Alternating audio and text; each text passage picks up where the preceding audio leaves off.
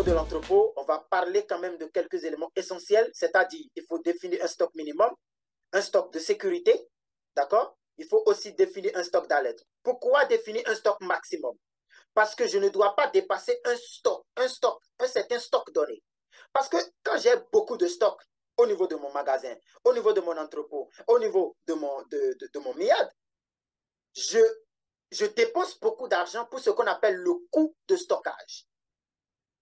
Et quand j'ai peu de stock, je dépense peu d'argent, évidemment. Parce que avoir beaucoup de stock, une quantité supérieure, voudra dire avoir beaucoup de carisques pour la manutention, voudra dire acheter beaucoup de chariots élévateurs, voudra dire recruter des gardiens, voudra dire avoir plus d'espace, voudra dire avoir beaucoup de palettes, ainsi de suite. Si j'ai un stock de sécurité, cela va me permettre, bien sûr, d'éviter ce qu'on appelle en logistique les ruptures de stock. Rupture de stock, ça veut dire mes clients viennent pour acheter, mais il n'y a pas de marchandises. Donc, le fait d'avoir un stock, de définir un stock de sécurité, va me permettre d'éviter d'arriver à un niveau de rupture de stock. Parce que si, généralement, ou bien à tout moment, les clients viennent et qu'il n'y a pas de stock, un jour, les clients ne vont pas venir. Donc, la rupture de stock va engendrer la perte de la clientèle. Maintenant, pourquoi avoir ou définir un stock d'alerte? On définit un stock d'alerte pour pouvoir prévenir, bien sûr, le point du stock de sécurité. Généralement, les stocks d'alerte vont vous permettre de déclencher le réapprovisionnement. Quand j'arrive au niveau de mon stock d'alerte, ça veut dire qu'il est temps pour moi de lancer un nouveau stock, une nouvelle commande. Il est temps pour moi de m'approvisionner. On appelle le point de réapprovisionnement. En d'autres termes, bien sûr, si on avait le temps, on allait développer ce qu'on appelle en logistique le point de commande. Donc, j'ai mis la formule. Nous avons également le stock outils, nous avons le stock moyen, nous avons le stock théorique, nous avons le stock réel, le stock disponible, nous avons bien sûr le stock virtuel. On n'a pas assez de temps pour développer tout ça, c'est pour ça que je vous ai mis les formules, comme ça vous pouvez jeter un coup d'œil. Tout ceci va me permettre de gérer l'inventaire de façon optimale. Très important pour les entreprises. Maintenant, les logiciels de gestion de stock avec un système WMS. Quand je suis au niveau de l'entrepôt, je vais gérer l'entrepôt avec un système ERP. D'accord? Le système ERP ou le système informatique dérivé des ERP qu'on utilise pour gérer les plateformes logistiques, les entrepôts logistiques, les magasins et aides de dédouanement. Les E, on les appelle les WMS. Warehouse Management System. Alors, comment est-ce que ça se passe? La première des choses, il faut savoir que pour une entreprise industrielle, il est important à un certain moment d'avoir des magasins de stockage ou bien d'avoir des entrepôts logistiques ou des plateformes logistiques. Si vous n'avez pas de moyens, vous pouvez louer, bien sûr, des espaces au sol pour stocker vos marchandises. Mais il est important d'avoir des magasins ou des entrepôts. C'est un peu coûteux, la construction est un peu coûteux. Au niveau de l'Académie africaine de consulting et de génie, bien sûr, nous avons tout un programme pour ça. Nous sommes spécialisés dans les études, dans les accompagnements, dans le conseil. Donc, on localise des zones, on accompagne les entreprises à installer, à faire la conception, l'installation et le pilotage même des magasins, des entrepôts logistiques. On va identifier pour vous le lieu exact en fonction de vos activités et on va identifier les différentes possibilités pour que cela puisse vous aider à augmenter vos ventes. Et bien sûr, quand les clients seront satisfaits, ils vont vous faire plus confiance. Très important.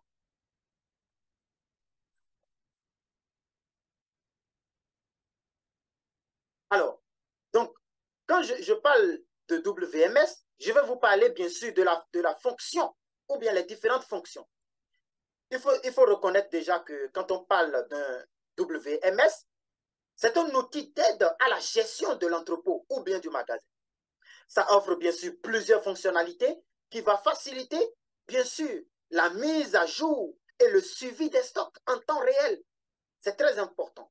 Aujourd'hui, vous allez retrouver ça au niveau du SaaS. On appelle software as a service.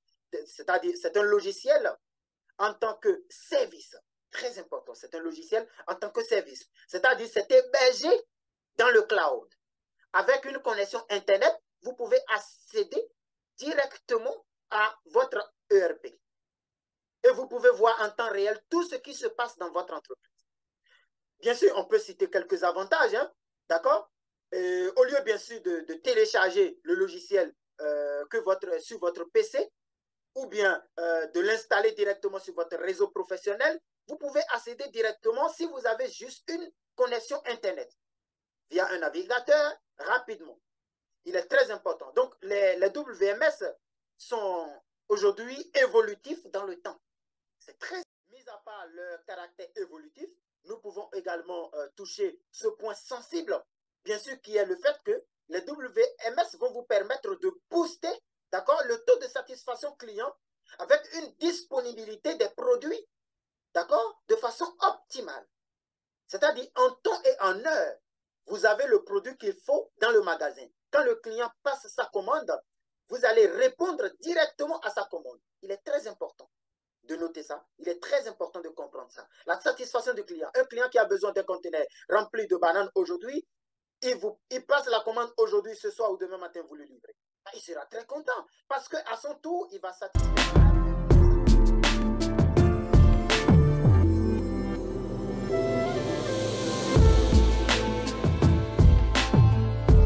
D'autres avantages. D'accord? Donc, quand vous prenez par exemple la vitalité d'une entreprise, bien sûr, dépend de l'optimisation des stocks. Si votre entreprise va survivre, ça dépend du fait que vous optimisiez bien les stocks dont vous disposez pour satisfaire la demande de la clientèle. Bien sûr, pour cela, il va falloir bien sûr suivre rigoureusement ces stocks, c'est-à-dire suivre ces flux en temps réel. Que ce soit le stock en termes de marchandises, flux physique, que ce soit vos stocks en termes de flux financiers, ainsi de suite.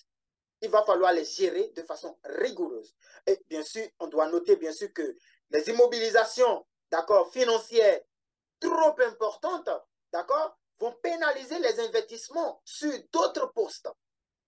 À l'inverse de tout ce que nous venons de dire en termes d'avantages, si vous avez un stock qui est insuffisant, cela peut engendrer ce qu'on appelle la rupture de stock, ce qu'on a défini tout à l'heure. Il est très important de noter ça. Alors, il ne faut pas oublier, bien sûr, les risques, d'accord, de dégradation de la chaîne logistique quand vous avez un stock insuffisant. Très important. J'espère que ce séminaire va vous apporter beaucoup d'éclairage, d'accord, sur les pratiques, bien sûr, des différentes activités qui facilitent la réussite des opérations d'import-export. Parce qu'on veut réussir en import-export. Ça veut dire quoi? Il faut qu'on ait la garantie que nos clients nous sont fidèles. C'est ça qui garantit notre suivi. Très important. Bien sûr, demain, avec M. Chelawi et M. Lakhmouchi, ils vont bien sûr vous parler de tout ce qui est, par exemple, la procédure pour être éligible vis-à-vis de la douane. On parle de l'OEA, opérateur économique agréé en douane. Donc, ils vont revenir sur ça demain pour vous donner les avantages. Alors, pour résumer cette partie, bien sûr, nous allons essayer de voir. On parle des WMS, d'accord? Qui sont constitués, bien sûr, on parle on dit généralement que les WMS sont constitués de noyaux intégrants des fonctionnalités standards. D'accord? Donc, généralement, vous allez voir un WMS, d'accord, va gérer vos réceptions, vos commandes, le stock, la préparation de commandes, les expéditions et même la facturation au niveau de l'entrepôt. Ce qui est très important aujourd'hui dans les entrepôts logistiques, dans les plateformes logistiques, au niveau des magasins et aires de dédouanement. Ils ont bien sûr pour fonction, d'accord, d'optimisation des quais logistiques. Grâce à un système WMS, vous allez voir ce qui se passe de façon générale, d'accord, parce que vous disposez d'un tableau de bord qui est juste en face de vous, qui vous permet bien sûr de voir tout ce qui se passe. Quels sont les quais qui sont disponibles? Les camions qui sont au niveau du quai 1, du quai 2, du quai 3, ainsi de suite, vont passer combien de minutes au niveau de chaque quai? L'optimisation du chargement, il est très important de notifier cela. La gestion des matières dangereuses. Donc, dans notre prochain livre, nous allons bien sûr développer la codification et la gestion des produits dangereux. C'est très important. Comment gérer les produits dangereux? La codification pour les produits dangereux. Donc, je vous ai mis ici en annexe quelques indicateurs, quelques codes qui vous permettront, en ce qui concerne les pictogrammes, de mieux gérer, d'accord, les produits dangereux en termes d'optimisation, bien sûr, toujours au niveau de vos entrepôts logistiques et au niveau de vos plateformes logistiques. Bien sûr, nous allons, les WMS vont aussi permettre de suivre les activités par un tableau de bord, d'accord? Imaginez que sur votre ordinateur, vous pouvez voir tout ce qui se passe au niveau de votre entreprise. Quand vous prenez avec juste un seul clic, vous pouvez voir ce qui se passe au niveau du stock. Est-ce que vous avez tel stock? Est-ce que vous avez tel stock?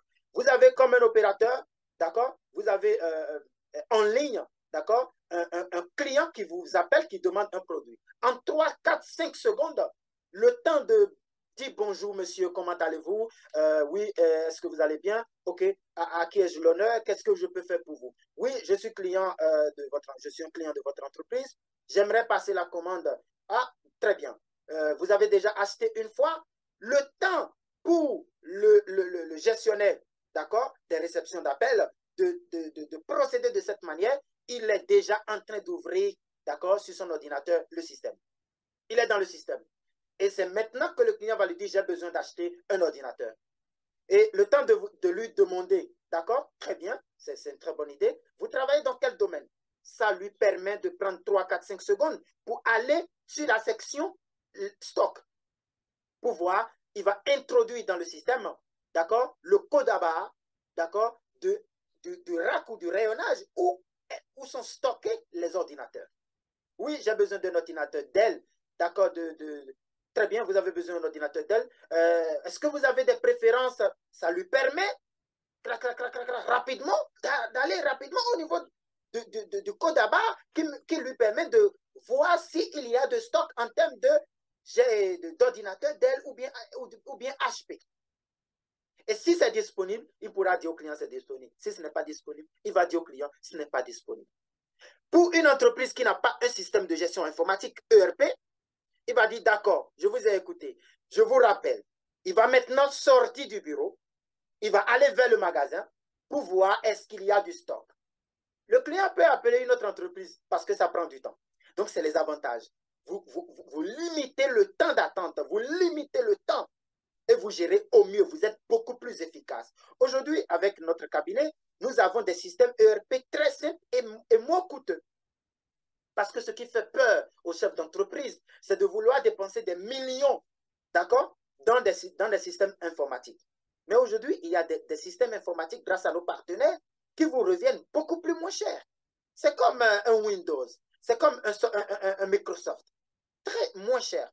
Imaginez que vous pouvez avoir un système informatique. Généralement, quand je parle de système ERP, on peut avoir des systèmes ERP à 40 000 euros, à 80 000 euros, à 100 000 euros.